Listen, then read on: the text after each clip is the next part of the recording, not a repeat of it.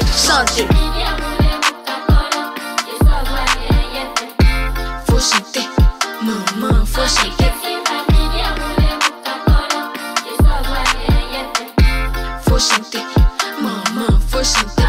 Bonjour à tous, c'est Mano et je vous souhaite la bienvenue dans ce nouvel épisode de la capsule, l'émission du blog Kanji Côte d'Ivoire qui vous permet de découvrir des faits parfois méconnus de l'histoire de la Côte d'Ivoire. Le zouglou, nous le connaissons tous, enfin du moins pour ceux qui sont ivoiriens. C'est la première musique urbaine ivoirienne, mais aussi la première musique qui a réussi à fédérer tous les peuples du pays.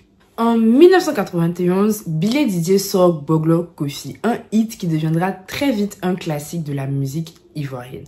Boglo Kofi est la première chanson zouglou qui révélera ce genre aux Ivoiriens. Ainsi, on pourrait se poser deux questions. Pourquoi Boglo Kofi a connu un tel succès et qu'est-ce que cela révèle de l'histoire du zouglou? C'est donc ce que je vous propose de découvrir aujourd'hui dans ce nouvel épisode de la capsule où nous parlerons de l'histoire de l'une des musiques les plus emblématiques de la Côte d'Ivoire, le zouglou. Nous sommes dans les années 90 et comme nous l'avons vu dans plusieurs épisodes de la capsule, notamment les épisodes 9, 16, 17 et 18, à cette époque, la situation économique de la Côte d'Ivoire n'est pas au beau fixe. Cela est dû entre autres à la baisse du coût des matières premières, à la dévaluation du franc CFA et à l'essoufflement de l'économie ivoirienne, tout simplement criblée de dettes. À cet effet, l'économie du pays le taux de pauvreté dans le pays qui était de 11% en 1985 passe à 32% en 1993. L'une des populations principalement touchées par cet appauvrissement est la population estudiantine. En effet, l'État réduit considérablement son budget alloué à l'éducation. Cela se traduit par une diminution des dépenses de l'État dans ce secteur, mais aussi par la réduction des salaires des enseignants ou encore par des coupures de courant intempestives dans les résidences estudiantines. Ces mesures sont prises pour tenter d'ajuster l'économie ivoirienne en accord avec les directives imposées par le FMI. Tout ceci crée un climat très anxiogène qui met les étudiants en porte-à-faux avec le gouvernement. Les jeunes Ivoiriens s'insurgent contre le pouvoir en place. Ils manifestent en 1990 dans les rues abidjanaises en criant « Oufoué dehors ». Ils créent la même année la FESI, la Fédération estudiantine et scolaire de Côte d'Ivoire, un syndicat initialement créé pour les aider à revendiquer leurs droits dorénavant bafoués. Toute cette précarité endurée par les étudiants ivoiriens est alors chantée par Billy Didier dans son titre Boglo Kofi.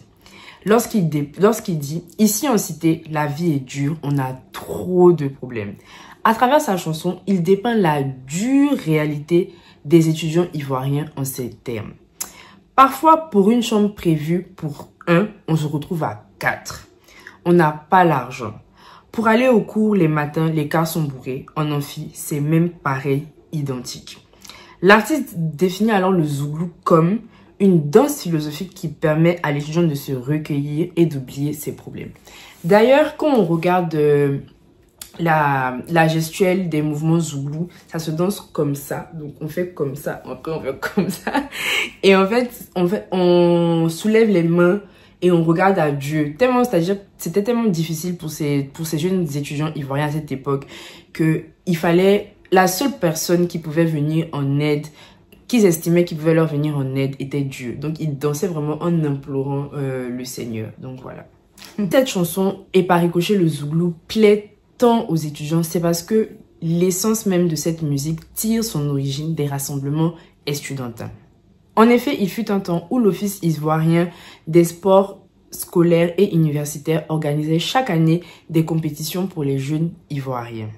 Au cours de ces compétitions, les athlètes des différents collèges et lycées sillonnaient les régions du pays pour affronter leurs adversaires.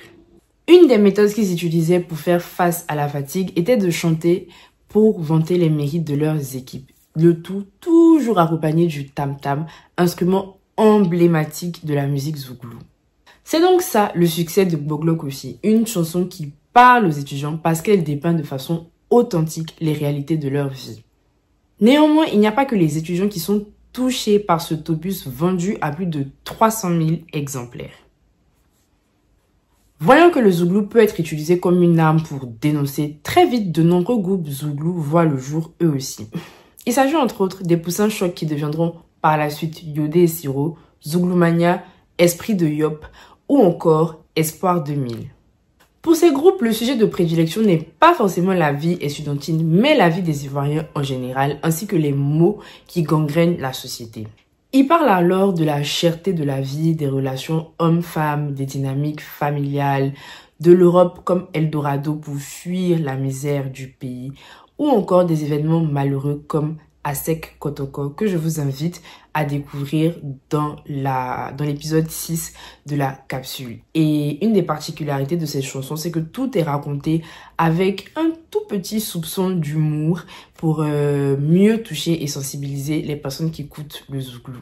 Le zouglou séduit et s'établit peu à peu dans le cœur des Ivoiriens. Il dérange parfois parce qu'il est intrinsèquement engagé et a vocation à défendre une ou plusieurs causes. Toutefois, dans la recette zouglou, il ne faut pas que des convictions pour en faire un genre musical à succès. C'est bien plus que ça. Avant son avènement, les Ivoiriens écoutent principalement les musiques de leur groupe ethnique. Un Bété écoutera Amédée Pierre, quand un Baoulé, par exemple, écoutera Ala Thérèse. Même si ces artistes cartonnent, ils ont du mal à fédérer tous les Ivoiriens sous un même genre. À côté de cela, la musique congolaise occupe une véritable place sur la scène musicale ivoirienne. Cela est fortement influencé par le président Oufoué qui en raffole. Taboulé Rochiro, le père du rappeur Youssoupha, est l'un de ses artistes congolais préférés. Le zouglou, parce qu'il est généralement chanté en français et en nouchi, et non dans une langue particulière, dans une langue ethnique particulière, parle à tout le monde. Que l'on soit du nord, de l'est, de l'ouest, du sud de la Côte d'Ivoire, on se retrouve dans tout ce qui est chanté. Résultat, le zouglou arrive à fédérer et accomplit en fait ce que les autres genres musicaux avant lui n'arrivaient pas à faire, à rassembler tout, c'est-à-dire à rassembler tous les Ivoiriens. Ça permet alors au zoulou de se positionner comme le premier genre musical urbain ivoirien. Au fil des années, cette musique continuera de connaître un succès fulgurant et même au-delà des frontières africaines. L'exemple du groupe Magic System est, selon moi, l'exemple le plus tangible de la réussite, d'une des réussites du zouglou. Aujourd'hui, d'autres musiques comme le coupé décalé et le rap ivoire occupent les devants de la scène ivoirienne. Toutefois, le zouglou sera à jamais la première musique qui a vraiment réussi d'un point de vue artistique à définir l'identité musicale de la Côte d'Ivoire et d'un point de vue social à éveiller les consciences. Ainsi s'achève l'épisode 30 de la capsule et comme d'habitude, j'ai été ravie de vous présenter ce nouvel épisode. Cet épisode vous a plu?